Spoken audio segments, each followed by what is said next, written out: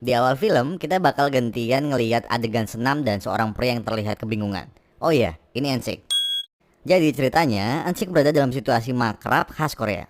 Dia disuruh minum sebaskom oplosan dengan campuran beberapa penuh rokok, sayuran rumput laut, sedikit bawang goreng, sebotol siu, spiritus, dan sedikit ludah milik entah. Gilirannya datang, dengan gagahnya, Doi langsung minum sebaskom ciup sekali teguk. Tepuk tangan dulu, luar biasa suhu. Setelah berhasil menghabiskan, banyak orang bertepuk tangan dan beberapa ingin muntah, termasuk saya. Dan Ensik pun jackpot. Terus kita balik ngeliat 3 orang laki-laki. Sebentar, kayaknya yang satu ini dari ras Degulunan. Oke, ada Chansuk, Dehat, dan Ensik. Mereka bertiga menonton sebuah video edukasi. Saat sedang kusuk-kusuknya melihat video edukasi, Dehat terkaget karena melihat tikus ada di kakinya. Chansuk juga ikutan kaget saat melihat ada tikus di kamar. Ensik yang gak jijik sama sekali langsung mengambil tikus itu sambil tertawa dan menakut-nakuti Dayak dan Chansuk. Dia pura-pura mau makan si tikus, tapi tiba-tiba Dalwan masuk sambil membawa boneka. Kayaknya saya pernah lihat deh, bentar. Dan seperti yang kita duga, si tikus malang tersebut berhasil pulang ke sisinya. Karena tersenggol, Ensik tidak sengaja memakan tikus malang tersebut.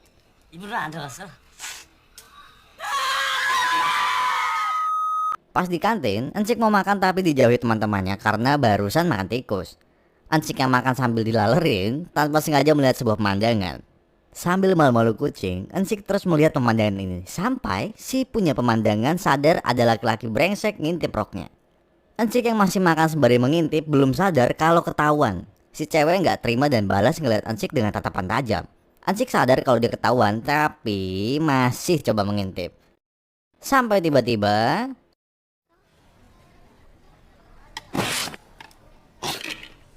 ternyata nama cewek itu Enyo, salah satu primadona kampus. Ensik naksir Enyo.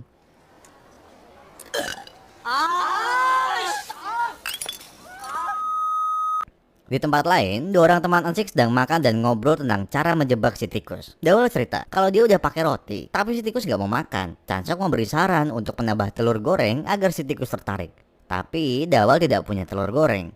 Entah apa yang dipikir Dawal, dia malah mengocok-ngocok batangnya ke penggorengan. Ternyata dia berniat menggoreng spermanya untuk ditaruh di roti yang ditaburi racun tikus.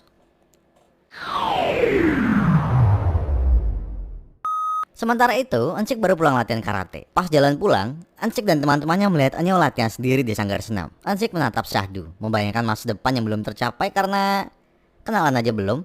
Singkat cerita, Ensik sampai di kamar dan melihat temannya lagi main capsa. Terus, pandangan Ensik tertuju ke roti yang ditaruh di pojok kamar. Dawal sudah bilang kalau itu perangkap tikus, tapi Ensik yang tidak percaya langsung melahapnya. Teman-temannya yang kaget langsung mengejar Ensik dan memaksanya ngebuang roti tadi. Terjadilah adegan kejar-kejaran, sampai Ensik masuk ke kamar pelatihnya yang sedang...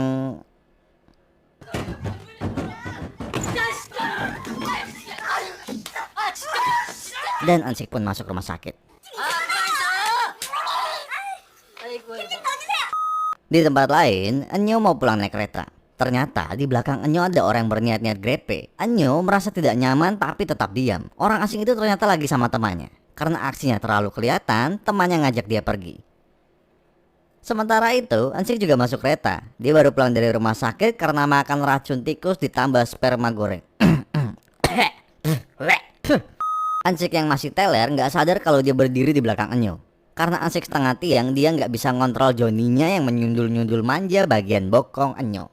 Enyo yang nggak tahan akhirnya berbalik dan melihat ada Ensik di belakangnya. Enyo langsung berkata, "Enak mas." Ensik mengangguk bingung dan bilang, Dan tiba-tiba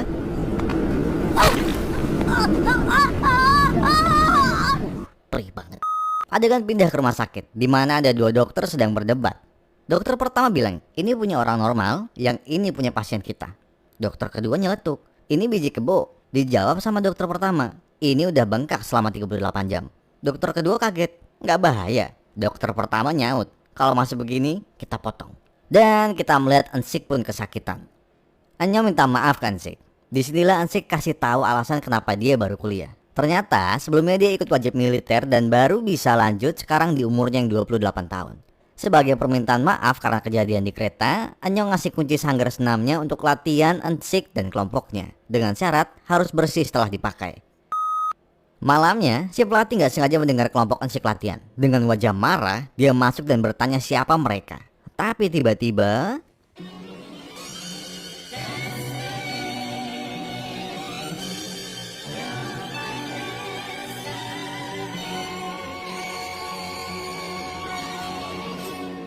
setelah itu kelompok Ensik keluar.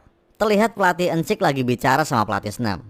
Dia bertanya. 제 선배 중에 아세요? Pelatih Ensik jawab. 유명하신 분 아닙니까? Dan tiba-tiba 세상 그 누구보다 난 널 알잖아 숨겨라.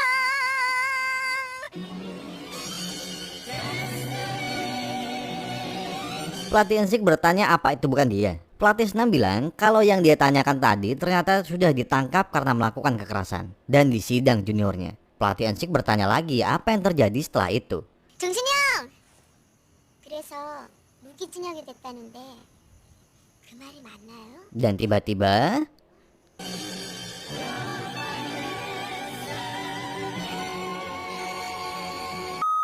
besoknya si pelatih terlihat lebih kalem. Ada pelatih Ensik juga di sana. Sepertinya si pelatih senam jatuh cinta.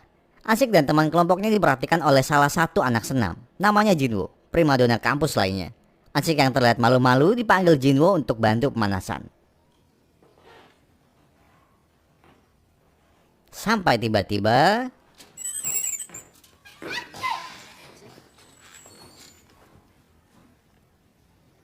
Ensik pun terlihat menyesal.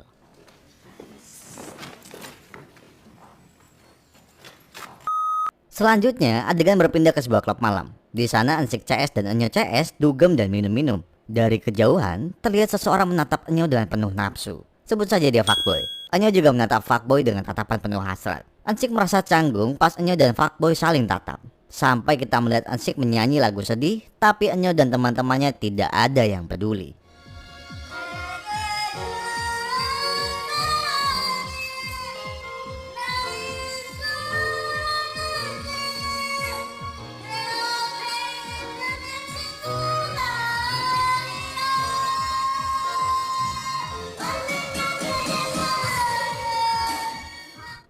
Setelah itu, mereka pulang dalam keadaan mabuk dan bawa cewek untuk masing-masing. Ensik yang mabuk parah akhirnya dibangunkan oleh Enyo.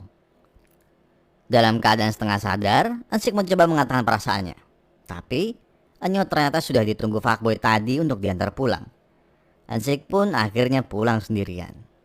Besoknya, saat Ensik sedang bersih-bersih, Enyo sedang latihan tapi dengan raut wajah sedih.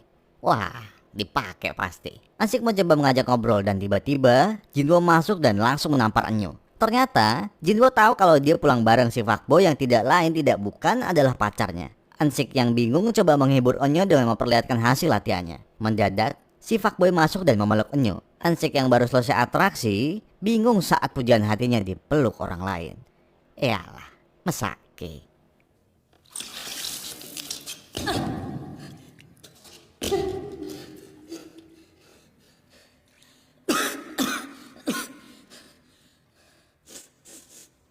Berpindah adegan, trio tolol tadi memasukkan sesuatu ke botol yang ternyata itu adalah obat kuat. Dawal memasukkan sisa obat kuat tadi ke botol minuman. Niatnya obat kuat ini bakal dikasih ke cewek yang dia bawa pulang kemarin. Tapi akhirnya yang minum malah si pelatih senam.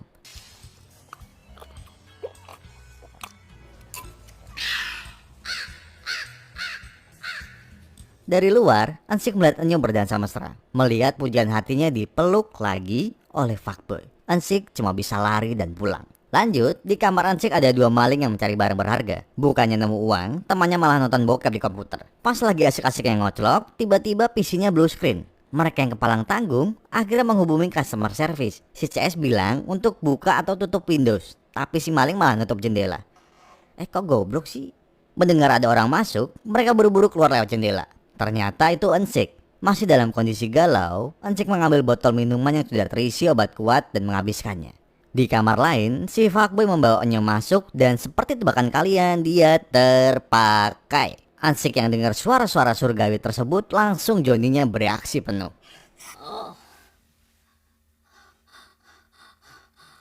Karena bingung mau diapakan, Ensik mencoba mengocok dengan posisi yang oke. Tiba-tiba Enyo masuk kamar dan tidak sadar kalau ada Ensik di sana. Ternyata suara-suara surgawi tadi berasal dari Enyo dan si fuckboy yang sedang silaturahmi kelamin. Ensik yang kaget langsung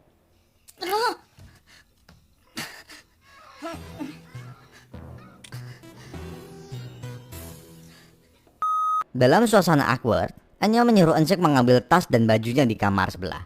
Karena Enyo terkunci dari luar, akhirnya Ensik mengambilnya lewat jendela. Dan ternyata dua maling tadi masih ada di balkon luar jendela. Ternyata mereka tidak pergi karena semua jendela terkunci dan semua kamar ada orangnya. Ensik yang kaget memberitahu kalau dia mau ambil baju. Entah gimana si maling mengerti dan membantu Ensik pindah ke balkon sebelahnya.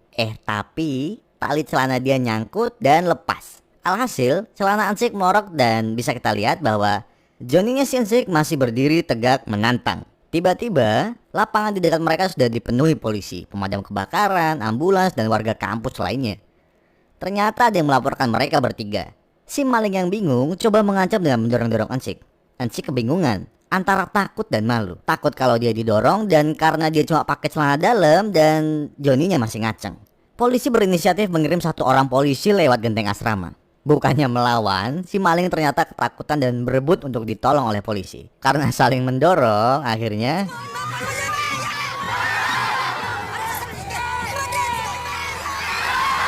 Ensik yang tinggal sendirian juga meminta tolong. Tapi karena posisinya yang tidak seimbang, jadinya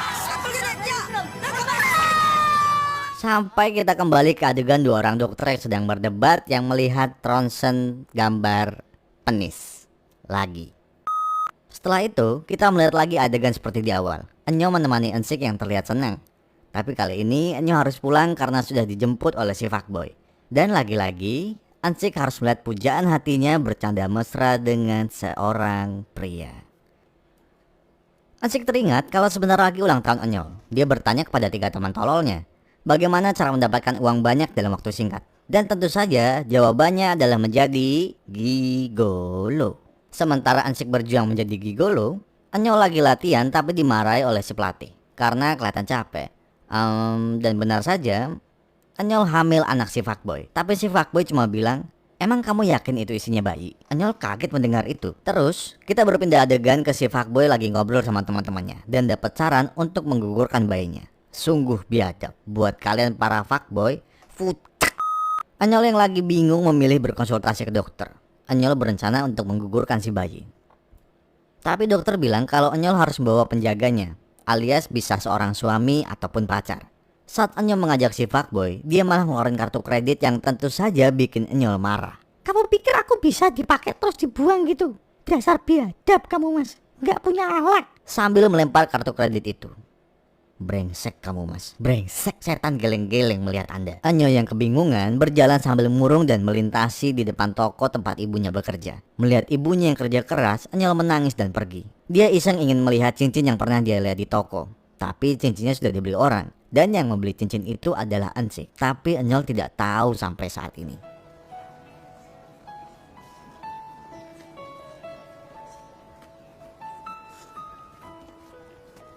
Lalu Enyol kaget saat masuk ke sanggar. Ternyata teman-temannya dan Ensik membuat pesta kejutan ulang tahun. Ensik ngasih kue ke Enyol, tapi Enyol hanya diam dan terlihat sedih. Ensik yang mengira itu tangis bahagia langsung meniup lilin dan melempar kue ke muka Enyol. Dengan gembira Ensik memperlihatkan sebuah cincin. Itu adalah cincin yang sering Enyol lihat. Pucuk dicinta ulang pun tiba. Ensik mendapat tamparan dari Enyol.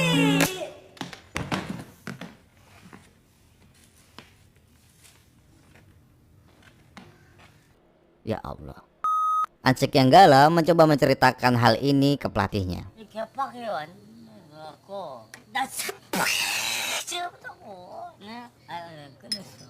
그래갖고 내가 팍 줬지. 갑자기 막 눈앞에서 팍 그래서 내가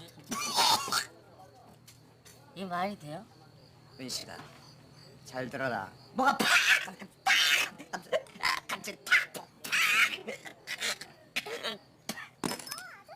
뭔 말인 줄 알겠냐?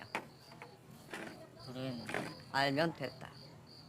Esok paginya, Ensik yang baru mabuk semalam ditelepon oleh Enyol yang ngajak dia untuk kencan. Dengan hati gembira, Ensik langsung dandan seganteng mungkin. Ya malam lah ya, tahun 2001 ini udah model yang paling ganteng. Agar makin cakep, Ensik memakai selai strawberry sebagai pengganti pomade. Oke sebentar ya, ya udahlah biarin. Ternyata Ansik diajak ke rumah sakit. Ansik dijadikan pengganti si fuckboy sebagai penanggung jawab dari bayi Enyol. Bukan marah, Ansik malah berkata akan menunggu sampai proses pengguguran selesai. Tepuk tangan, tepuk tangan. Laki-laki luar biasa bapak. Selesai proses pengguguran, Enyol dibawa ke kamar untuk istirahat. Di sini saya bingung, jujur, antara mau ketawa atau sedih. Ansik yang melihat Enyol kesakitan mencoba menguatkan Enyol dengan memegang tangannya. Tapi ada lalat yang terus mengganggu karena Ansik memakai pomade stroberi. Ansik yang terus memukul-mukul kepalanya buat mengusir lalat malah menangis karena merasa bodoh dia tidak bisa berbuat apa-apa di situasi sekarang. Yang sabar ya mas, sabar. Saya tahu perasaan situ. Lalu Ansik membawa Enyol pulang dan dia minta izin untuk pamit sebentar. Yang ternyata dia memohon kepada penjaga toko perhiasan untuk mengembalikan cincin dan meminta uangnya kembali. Nggak masalah tidak dikembalikan semuanya. Yang penting dia cuma ingin mendapatkan uangnya lagi. Setelah mendapat uang, Ansik pulang sembari membawa beberapa pakaian dan kebutuhan dari kamarnya. Ansik merawat Enyol seperti merawat pacarnya sendiri. Jujur saya sempat mewek sedikit, ya nggak nangis. Karena dari awal kan udah disuguhin adegan konyol. Terus tiba-tiba jadi sedih begini. Aduh, Korea luar biasa. Ngeri. Film semi aja begini. Enyol yang melihat keikhlasan Ansik merasa terharu. Dia menyesal kenapa bukan Ansik yang dia pilih dari awal. Enyol menangis melihatnya dan Ansik terdiam.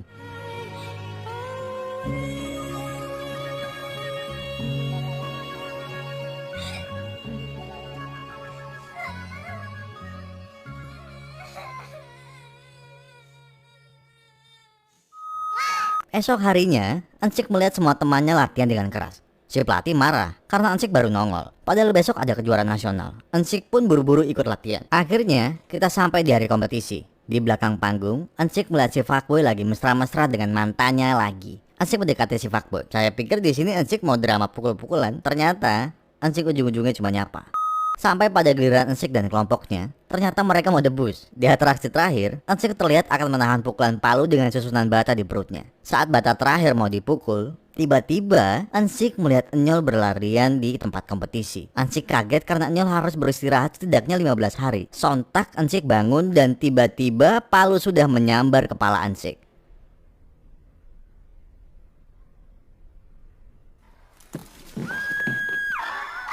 Semua penonton hening kecuali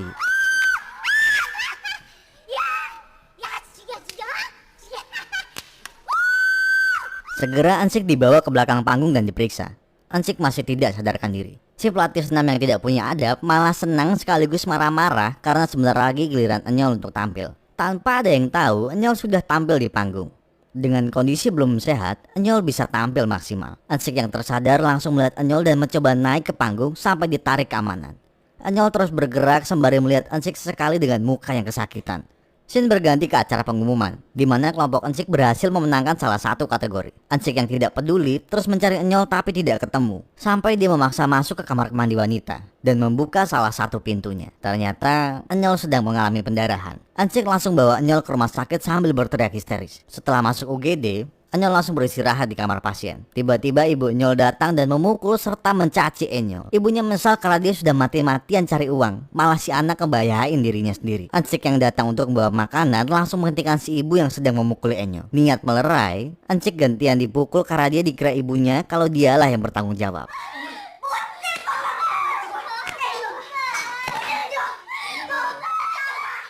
Di tempat lain, teman-temannya sedang merayakan kemenangan. Dan saat itu Ansik masuk dengan sangat marah melihat si fuckboy dengan entengnya minum-minum sambil prengas-prenges. Ansik langsung memukuli si fuckboy karena si fuckboy seperti tidak punya salah sama sekali. Terus gebuk.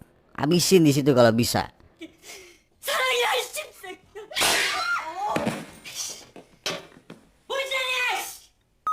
Setelah itu Ansik membawa si fuckboy ketemu Enyol dan ibunya. Si fuckboy yang sudah bonyok menghampiri Enyol dan ibunya. Ansik hanya melihat dari kejauhan dan keluar pelan-pelan dari kamar.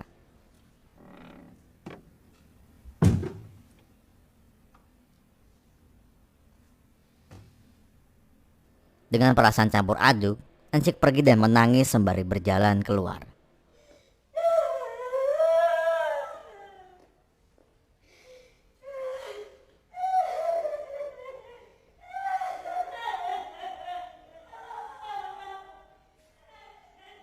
Kemudian tiba-tiba scene berganti ke adegan di mana Ansik sedang makan pizza dan coba mengecerotkan sausnya. Tapi karena susah, si saus ngecerot di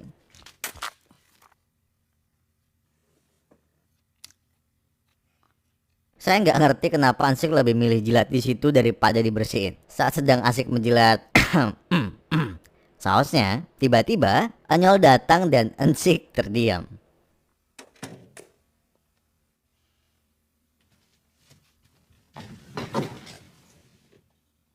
Ternyata kedatangan Enyol di sini untuk berterima kasih. Di tengah obrolan, ada asap yang berasal dari pengasapan yang biasa dilakukan sebulan sekali. Yang ternyata itu bukan pengasapan, tapi memang kebakaran.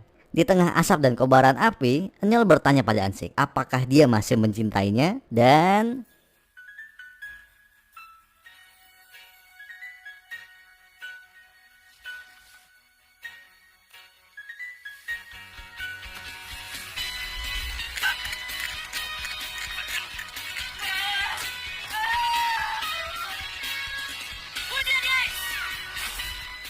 tamat. Agak panjang ya, maaf karena ini salah satu film kesukaan saya dulu pas kuliah. Ya bukan karena adegan ngiwinya sih ya. Iya itu juga saya tonton dulu. Tapi di luar adegan ngiwi dan close up bentuk tete, saya senang dengan cerita yang menurut saya fresh dan berani gitu. Fresh karena mungkin dulu ini film Korea pertama yang saya tonton dan berani karena menurut saya ini film semi drama yang mana bumbu komedinya yang konyol banget terus dicampur sama cerita sedih yang bener-bener di luar pikiran saya. Belum lagi ini juga pertama kali saya ngerasa kalau adegan mukul di Korea itu filmnya kayak beneran mukulnya bener-bener. Iya di luar adegan esek-eseknya kita tepuk tangan dulu. Dramanya tetap masuk dan komedinya benar-benar ngebuat kita ketawa. Sebenarnya film ini ada lanjutannya dengan judul yang sama sih. Cuma ya itu nantilah gampang. Kalau kalian suka dengan video ini, makasih udah nonton sampai habis dan terima kasih lagi buat like-nya. Oh iya, kalau kalian tertarik saya lanjutin ke film keduanya. Kalian bisa komen di kolom komentar atau pengen film lain bisa juga request. Nah,